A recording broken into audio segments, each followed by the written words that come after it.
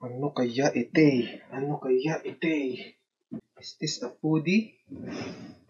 From Canada? Foodie?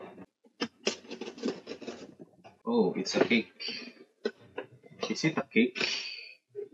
Oh, foodie nga to. Ayan oh. 3 meals cooking. Oh, may food tayo, boy.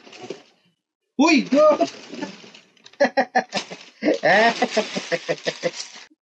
Akala ko dadalhin nila. Wow! akala ko cake. Kasi pagbukas ko, may foodie. May I love you. Akala ko cake. Hindi ko ginagalaw. Binidyo ko pa. Oh, ha? I love you.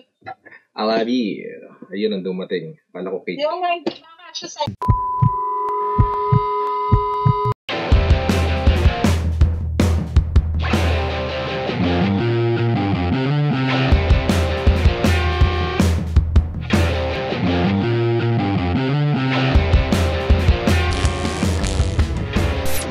And welcome back sa ating channel. So yun, naisa prank tayo ni Mrs. No? Akala ko talaga cake ang darating.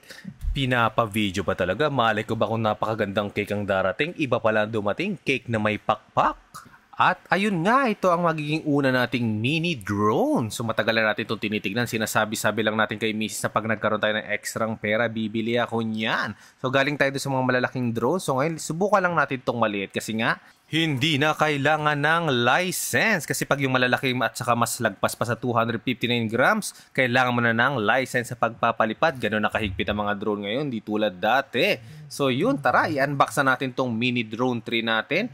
So DJI mini drone 3 lang kinuha natin. Meron namang mga pro dyan, pero syempre dahil budgeted lang ang ating pera at ang ating cash, tama na to dahil sa first time natin baka biglang magkaroon ng aberya o kaya mapabaksak natin, medyo hindi masakit sa bulsa. So yun, fresh na fresh to, no? Galing pa ng Best Buy dito sa Canada.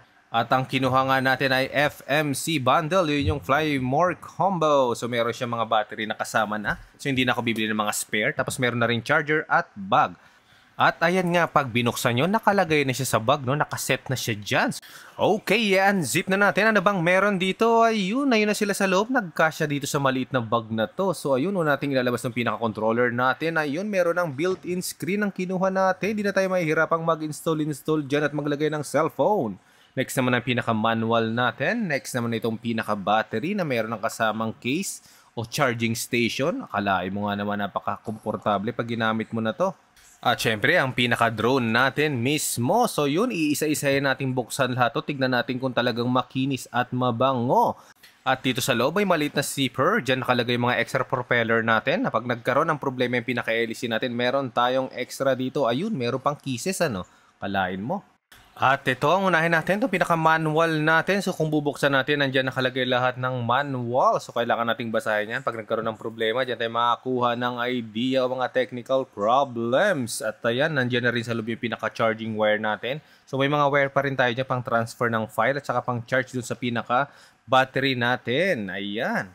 At meron diyang maliit na pang screw. Siyempre, pang screw natin dun sa mga propeller. Pag nagkaroon ng problema, yan ang gagamitin natin pang tanggal. At ito yung mga propeller or hélice na sinasabi ko, meron diyang 3 spare. So di ka na mamumroblema pag nagkaroon ng damage yung pinaka-hélice natin, na wag naman sana. At punta naman tayo dito sa pinaka-battery niya at saka may kasama siyang charging station na kagad. So hindi na tayo mag-charge ng mga mahabang wire dyan. Ayan na siya. So 3 battery talaga to. Yung isa, alam ko nasa loob pa ng drone yan eh.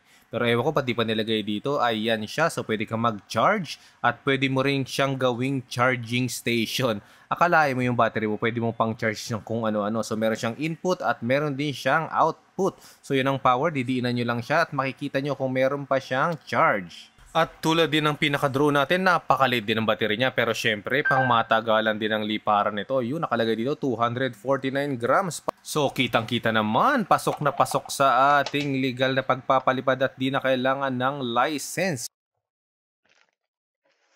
At punta naman tayo dito sa isa sa pinakagusto ko dito sa pinaka-drone na to o dito sa pinaka-bundle na nakuha natin. Ito ay ang mismong controller niya dahil meron na siyang built-in na monitor or screen. So hindi na natin kailangan mag-install pa o maglagay pa ng cellphone natin para makita yung pinaka-screen natin. Ayan, kasama na siya dito. At pagdating sa size ng screen, tamang-tama lang. Hindi ganun kalaki, hindi rin ganun kaliit. At sa likod naman, makikita nyo, natatanggal yung pinaka-joystick natin o yung ginagamit nating pang-control ang pinaka-drone mismo. Ayan, pwede nyong i-screw dyan para lang maikabit nyo yung pinaka-joystick o controller natin.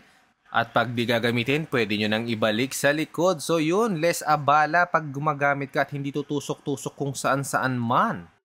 At ngayon, pumunta na tayo sa pinaka-mismong unit natin o yung pinaka-mismong drone natin. Buksan na natin. At eto na nga siya, napakaliit lang talaga. Kung titignan nyo sa pinaka-monitor natin, sa pinaka-screen natin, halos kasing laki lang ng pinaka-palad ko. At ito yung pinaka-unahan niya. So talagang napakaliit ito, kaya pala talaga napakagaang lang at tinawag nyo lang mini drone. At ito, kung i-compare natin sa laki ng baso, mas malaki lang ng konti sa iniinuman natin ng kape. Ayan, no? At ayun, sige, tanggalin na natin. Ibukan na natin yung pinakapakpak niya mismo, yung pinakapaa. Ayan, saka lang siya nag-extend, no? Kaya pala napapalit dahil tutupi mo siya ng ganyan. Okay, ito naman pataas. Ayan na yung pinaka-drone natin. Ayan na siya, mukha siyang lamok. Sobrang liit. So yung para lang siyang bubuyog o lamok. Ayan, sa likod, ito makikita nyo may charger dyan. Meron din siyang battery. So yung tanggalin natin, ayan. So sa tulad nga ng sabi ko sa inyo, 3 yung kasama niyang battery. Ayan, 249 grams pa rin ang nakalagay. At ito na may pinakaunahan. Ayan, merong protective o merong shield dyan sa unahan para sa pinaka-gimbal natin. Ayan.